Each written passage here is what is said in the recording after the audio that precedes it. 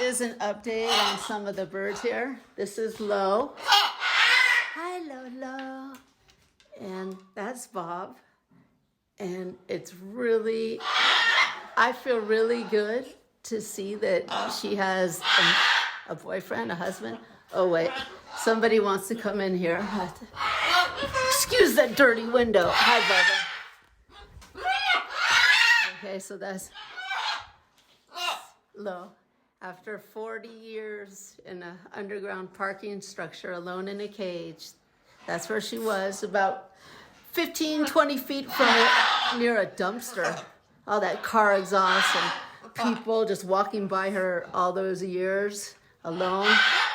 When I got her, I'm going to post a video. She had nervous tics. She was just a mess after when I first brought her here. And Bob, I think, is Parrot Diary 26. No, earlier. This is a video of Lo. That is her first day at my house. That is Ernie. Look, he is like, what the fuck is that? With the no feathers and this. Look at that. A wreck. Nervous. Look how she was. And she has like a, just poor thing. Look at her. She's just really, that's what happens when you spend 45 years all by yourself in a cage in an underground structure. See that weird jerky movements and everything? Look at that. She was a mess. See look at all, it just breaks my heart to see her like that. That's what captivity will do to them. And Ernie's like, what the heck is this? And here she is now. She has a mate. She loves her little area. I see you. They love. I see you. See the difference? Most people would be horrified at something like this.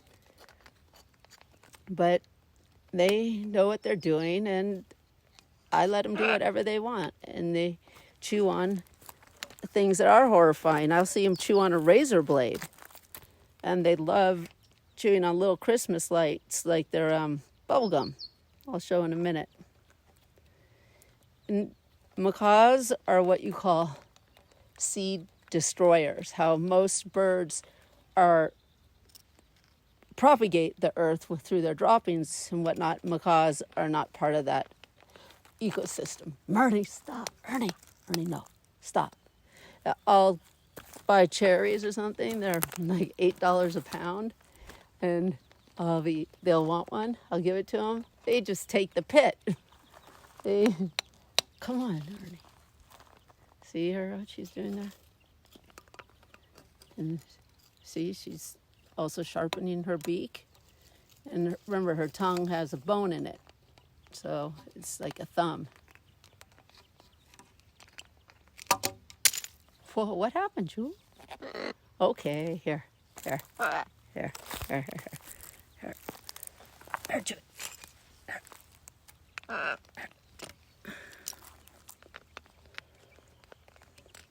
And I know they look scary. The reason why I have macaws is because of their size. People throw them out the quickest because, people want chihuahuas and mini poodle, miniature stuff.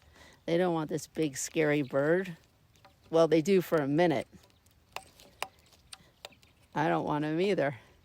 But so that's why I have macaws, because they get thrown away the quickest. But even though their beaks are so scary and powerful, but they're really a defenseless creature. I mean, they're blind at night. They're not fast moving. Their bones they're designed for flight with hollow bones. Okay, thank you for destroying that, Choo-Choo. They're designed for flight. They really are helpless in any kind of attack. And I'm glad that my birds stay high up when they are out, say on the telephone wires and as high up as possible, because they panic, they spook easily. But one time I was driving on the highway and I saw them flying over. They spotted each other flying over. So I'm on the highway and I'm trying to pull over. It was really dangerous, and because they were trying to land on my car, which they usually do when it's going slow, but on the highway. And then right as I pull over, one of them spotted, I guess, a hawk and just screamed bloody murder. I'm going to put it on the video right now. Okay, we spot each other. They're coming towards my car right there. And it's really dangerous because I was on the highway. Okay, that black dot right there where the arrow is, that is a hawk. And right as they're about to land, you'll hear a very distinct kind of scream. And that is a warning call that they all do. Here they come, about to land. Warning call, there's the hawk right there. And right there, the hawk's just coming into frame. You see them? Right as she's landing, she spots it. She veered off, and there's the hawk. She veered off to the right. Okay, you could see that's Ernie off in the distance, and now you can really see that it's a hawk. And when they're out there exploring and doing their thing, they learn to navigate all these dangers or perceived dangers. I'm glad that they do. This is how they do it. And to me, it looked like the hawk is chasing Ernie, but he's not. It just looks that way.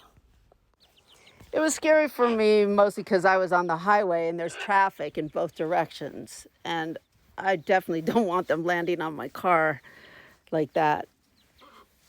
But they're out all the time on their own, exploring and encountering situations, and they know how to react to them. Okay, this is them chewing on the Christmas lights. Like it's, look, it's glass, bubble gum, and they just chomp away at it. But they're no match for a hawk. A hawk's talons and beak, they're like razor blades. A hawk would destroy them quickly. But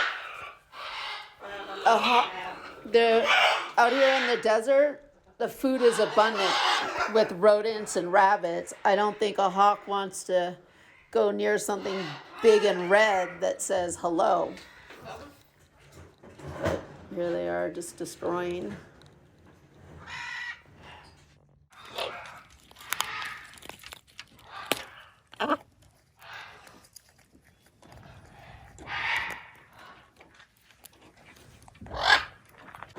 Yeah, I was looking for this video, so you see, it's so painful sometimes to look through your photo album. Wow, it just hurts. You see so much. You see things that you did wrong, things you wish you could change. Oh, I hate looking through my photos. Okay, back to the issue here. This is on the wires up here. Those are two of my birds. Another bird is towards the mountains on the wire, and you see Ernie in midair, and that's a hawk right there on the fence. All right, here comes Ernie. Boom, chase that hawk. That hawk could destroy Ernie. It looks smaller, but okay, you see three of my birds on the telephone wires. They're, you can tell, looking right at what's going on with Ernie and the hawk. And the hawk is in the circle flying away. The hawk, razor blade talons, razor blade predatory beak, easily destroy my birds, rip them to shreds.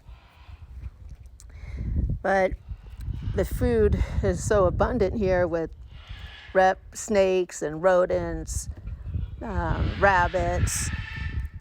And I think there's some rule about animals where they only go after prey that is something like, I don't know, it has to do with their percentage of size, like 70% or 30%, I don't know. There's some kind of theory or thing like that nature supposedly goes by. Here he goes, right there. Okay, the update. This one is that's Crazy, and that is Red. And I've had them a few years. I'll just talk about Crazy first of all. I just named her Crazy. She didn't have a name.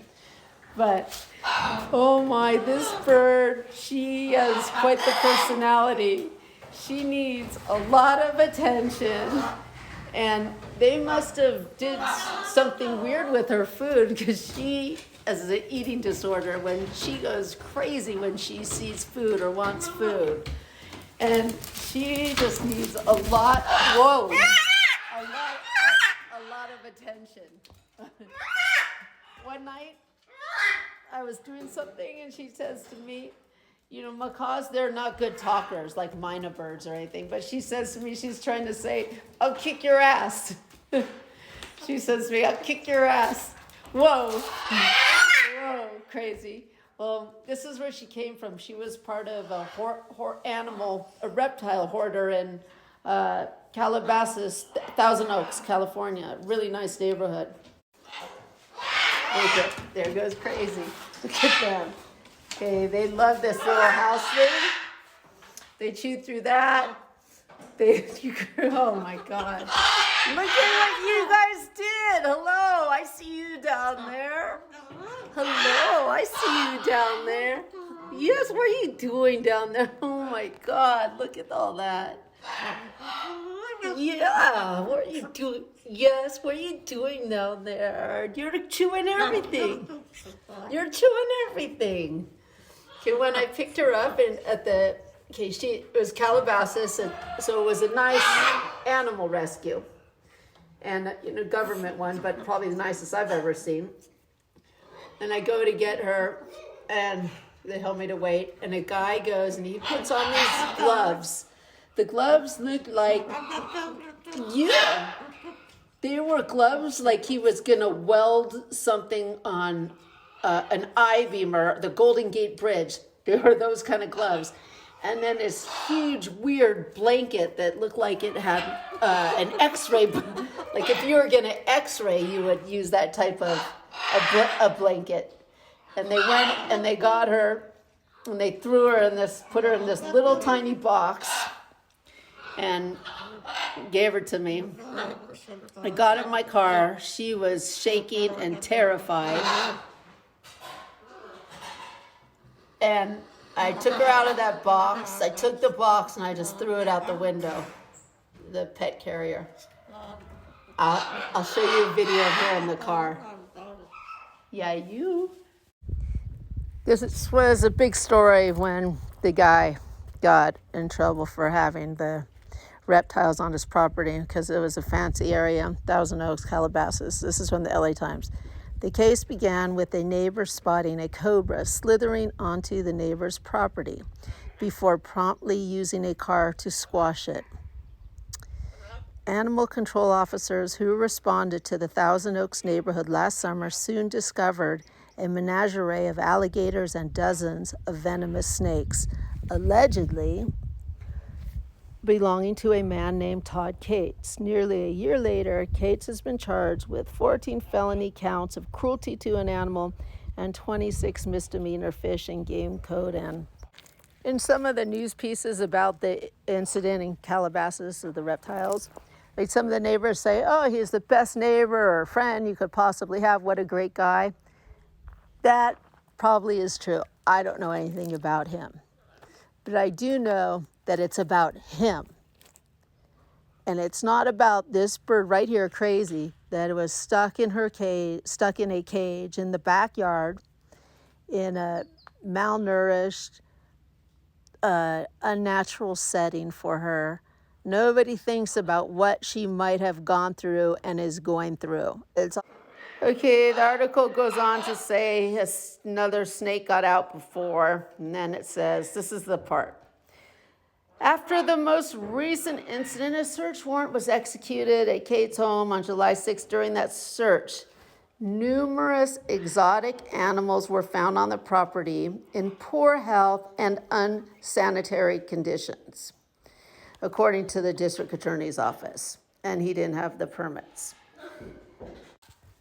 Well, the unsanitary part, that's easy to make that determination, because even if you have full-time help like I do, it still looks unsanitary, like it's never been cleaned before, and my house is cleaned a couple times a day. I mean, really clean.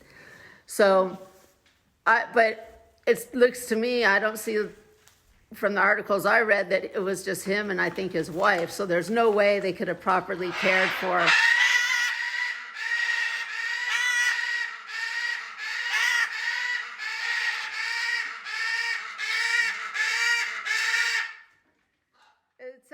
He had a menagerie of animals, alligators, many venomous snakes. Altogether, it says 84 snakes were recovered, as well as tortoises, birds, and other animals. Officials said at the time, inside a murky pool, more alligators, blah, blah, blah. Okay, this was last night. This is a video of That's Crazy on the left and Red on the right.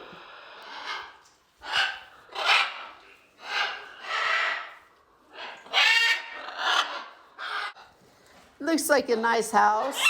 It's in a really nice neighborhood.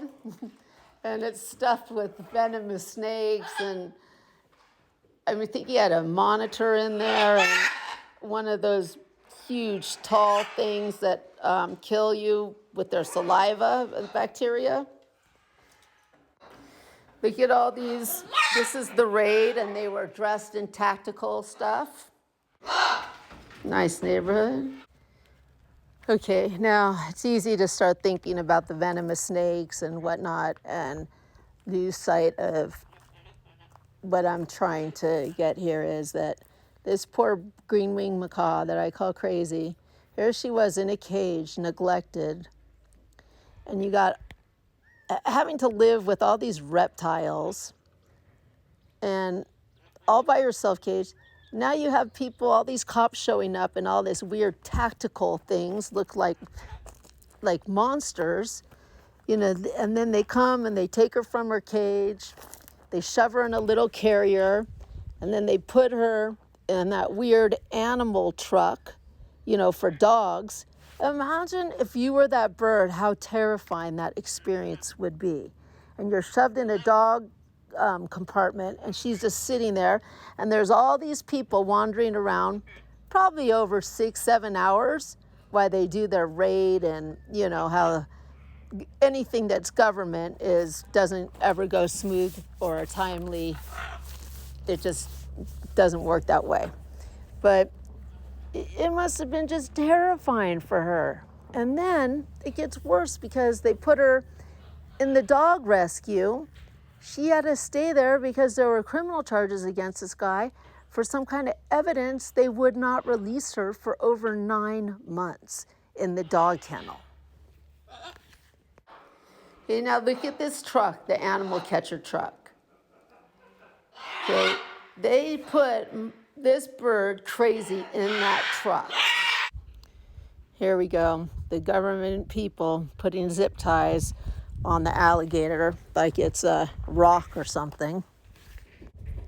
They're proudly showing off that alligator to the media with the zip ties on its mouth. And a green-winged macaw locked in a dog catcher truck. Some of the alligators.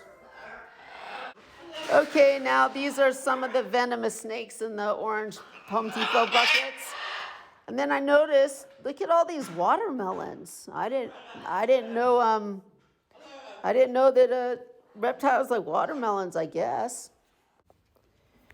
Some of the snakes. I love in the article how they quickly point out like this genius neighbor spotted the venomous snake and quickly maneuvered her car and killed it. I like how they put that neighbor was a genius because she spotted a poisonous animal. It was like she spotted a bomb and defused it. It must suck to live in one of those plastic bins. And like when people see a rattlesnake, immediately get the shovel, anything, and they just to bits. And they have those rattlesnake roundups where it's like all it is about killing rattlesnakes. They even take gasoline, they pour it down in their little holes where they live and force them out. And then they make belts and barbecue them and all that stuff. It's just disgusting. It is, humanity has really just. This looks like the backside aerial view of the property. The arrow is pointing to Crazy's cage. But look at this weird structure thing in the upper right. I don't know, probably some of the reptiles or other exotic animals were in there. And this weird blue thing in the middle that has like a tarp with a vent hole on the top. And this thing on the left that kind of looks like, from my photo, like piano keys here, but I don't know, probably more reptiles. You know what? These people are so weird. They always start off with birds. It's like the exotic birds are the gateway to their other weird thing manifesting in them, that they must have animals in cages. Here's another view of Crazy's cage right up there. And it's in the article they referred to the guy as a collector. Oh, I think it's okay. I'm just going to go collect things. But you know, I was thinking about it. When you're young and you go out, you know, like you're 8 or 9 years old with your friends and you see kids going out and they got a jar with holes on the top and they want to catch lizards. That stuff is not okay. I never realized it till I got, you know, I'm so dogmatic in my beliefs with the birds that I see the whole world differently. But it's not okay to do that, to go catch those things. Just leave them alone. Why do you have to own everything? Have everything. They're things. I gotta have my things. You know, when a boyfriend or girlfriend, they break up, and instead of just going your own way, always one of them goes, no way, I'm not leaving my TV there. I'm not leaving my jacket there. I gotta get my things, They're things. Thank you for watching my videos. I appreciate the comments, good and bad. Please pass on my videos. I don't have time to promote social media.